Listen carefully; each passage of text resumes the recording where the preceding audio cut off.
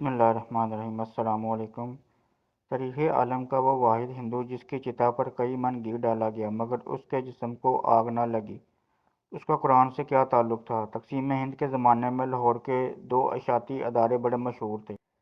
پہلا درسی کتب کا کام کرتا تھا، اس کے مالک مسز اطہر چند اینڈ کپور تھے۔ دوسرا ادارہ اگرچہ غیر مسلموں کا تھا لیکن اس کے مالک پنڈت نول کشور قرآن پاک کی طباعت و اشاعت کا کام کیا کرتا تھے۔ نول کشور نے احترام قرآن کا جو معیار کیا تھا وہ کسی اور ادارے کو نصیب نہ ہو سکا۔ نول کشور جی نے پہلے تو پنجاب بھر سے اعلیٰ ساکھ والے حفاظ اکٹھے کیے اور ان کو زیادہ تنخواہوں پر ملازم رکھا۔ احترام قرآن کا یہ عالم تھا کہ جہاں قرآن پاک کی جلد بندی ہوتی تھی وہاں کسی شخص کو خود نول کشور جی سمیت جوتوں کے ساتھ داخل ہونے کی اجازت نہیں تھی۔ دو ایسے ملازم رکھے گئے تھے جن کا صرف اور صرف ایک ہی کام تھا کہ تمام دن اداروں کے مختلف کمروں کا چکر لگاتے رہتے تھے۔ کہیں کوئی کاغذ کا ایسا ٹکڑا جس پر قرآنی آیت لکھی ہوتی، اس کو انتہائی عزت و احترام سے اٹھا کر بوریوں میں جمع کرتے رہتے، پھر ان بوریوں کو احترام کے ساتھ زمین میں دفن کر دیا جاتا۔ وقت گزرتا رہا اور طباعت و اشاعت کا کام جاری رہا۔ پھر بڑے صغیر کی تقسیم ہوئی، مسلمان، ہندو اور سکھ نقل مکانی کرنے لگے۔ نول کشور جی بھی لاہور سے ترک سکونت کر کے نئی دلی انڈیا چلے گئے۔ ان کے ادارے نے دلی میں بھی حسب سابق قرآن پاک کی طباعت و اشاعت کا کام شروع کر دیا۔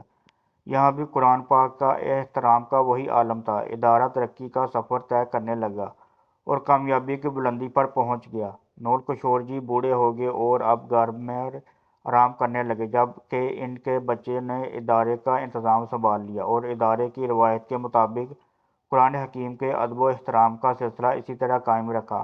آخرکار نول کشور جی کا وقت آخر آ گیا اور وہ انتقال کر کے خالق حقیقی سے جا ملے۔ ان کی وفات پر ملک کے طول و عرض سے ان کے احباب ان کے ہاں پہنچے۔ ایک بہت بڑی تعداد میں لوگ ان کے کریا کرم میں شریک ہونے کے لیے شمشان گھاٹ پہنچے۔ ان کی ارتھی کو چتا پر رکھا گیا۔ چتا پر گھی ڈال کر آگ لگائی جانے لگی تو ایک انتہائی حیرت انگیز واقعہ ہوا۔ نول کشور جی کی چتا آگ نہیں پکڑ رہی تھی۔ چتا اور گھی ڈالا گیا، پھر آگ لگانے کی کوشش کی گئی لیکن بسیار کوشش کے باوجود بے سود۔ یہ ایک ناممکن اور ناقابل یقین واقعہ تھا۔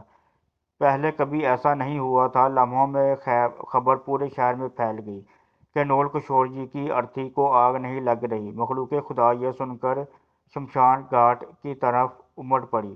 لوگ اپنی آنکھوں سے دیکھ رہے تھے اور حیران و پریشان تھے۔ یہ خبر جب جامع مسجد دلی کے امام بخاری تک پہنچی تو وہ بھی شمشان گھاٹ پہنچے۔ نول کشور جی ان کے بہت قریبی دوست تھے اور وہ ان کے احترام قرآن کی عادت سے اچھی طرح واقف تھے۔ امام صاحب نے پنڈت جی کو مخاطب کرتے ہوئے کہا کہ آپ سب کی چتا جلانے کی کوشش کبھی کامیاب نہیں ہو پائے گی۔